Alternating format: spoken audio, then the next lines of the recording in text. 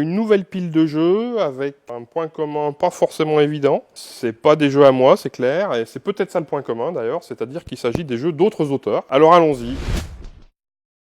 Elfenland, c'est un jeu d'Alan Moon, ça c'est clair. Le premier jeu sur lequel il a eu un spiel, bien avant les Aventuriers du Rail. J'y ai très peu joué à celui-ci, j'ai dû faire 1 ou 2 parties, tout simplement parce que voilà, je suis un ami de Bruno Fedouti, et Bruno Fedouti, c'est peut-être un de ses jeux préférés, en tout cas c'est un jeu qu'il adore. Donc j'ai fait 1 ou 2 parties là-dessus, sympathique, efficace, voilà, et puis quelques années plus tard, j'ai pu rencontrer Alan Moon, qui est un garçon absolument charmant, enfin plein d'anecdotes, et à chaque fois qu'on se croise, c'est toujours très agréable. Donc, ouais, je connais beaucoup plus les Aventuriers du Rail que Elfenland, mais quelque part, on est dans la même famille de jeux. Je pense que on peut presque dire que c'est les prémices, en fait. Dixit, de Jean-Louis Roubira, édité par Libellude, et avec particulièrement le talent de Marie Cardois aux illustrations. Et ça, ce jeu, ça a été un coup de cœur pour moi, dès que j'y ai joué la première fois. Plus qu'un coup de cœur, une évidence. Je me rappelle fort bien l'avoir amené dans un réveillon de Noël, où en fait, je l'ai fait découvrir à tout le monde en leur disant, je vous présente le futur As d'or. Bon, je pensais pas spiel, parce qu'on ne sait jamais sur l'étranger, etc. Par contre, en ce qui concernait la récompense sur le marché francophone, pour moi, c'était une évidence. Et il l'a eu, et il a eu aussi le spiel et tout ça. Et ce succès est amplement mérité, tellement c'est un jeu universel. On peut y jouer avec n'importe qui, quel que soit l'âge, etc. Fantastique. Unlock.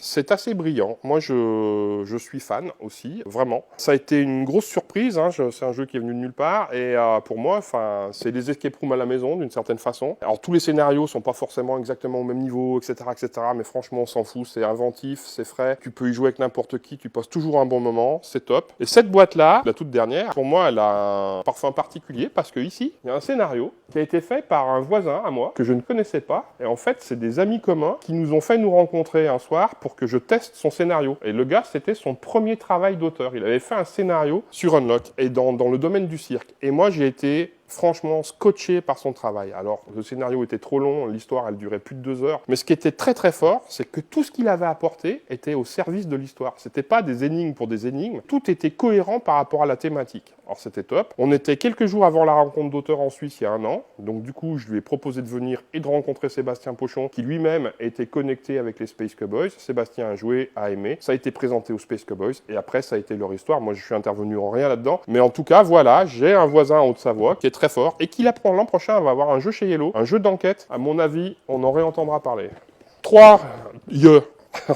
Je sais pas si on dit 3 ou 3. 3. Allez, 3. Sébastien Dujardin, c'est un grand auteur, c'est un grand éditeur aussi. Moi, je salue toujours à chaque fois la prise de risque qu'il prend sur l'aspect de la charte graphique. Il sort des sentiers battus, c'est très agréable, il y a un parti pris, ses jeux sont super solides, son travail éditorial est remarquable, c'est très bon. Je peux qu'espérer qu'un jour on fera un jeu ensemble, mais je préférerais qu'on le fasse en co-auteur plutôt que de simplement auteur à éditeur. On est très pris l'un et l'autre, je pense que l'envie est commune, ça arrivera peut-être un jour, je le souhaite en tout cas.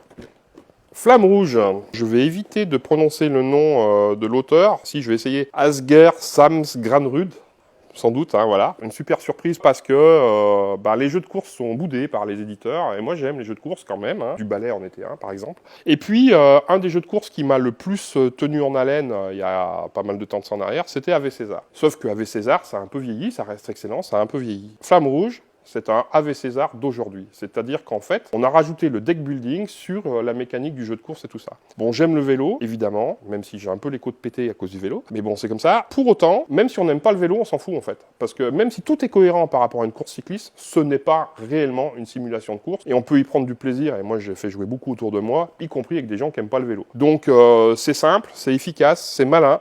Franchement, c'est tout ce que je demande à un jeu. Et parmi toute cette gamme-là, si je devais en garder un seul, peut-être bien Flamme Rouge quand même, ouais. J'ai hésité avec Dixit pour être clair. Dixit est plus universel, mais voilà, Flamme Rouge, je suis plus dans la compète, et moi j'aime ça la compète.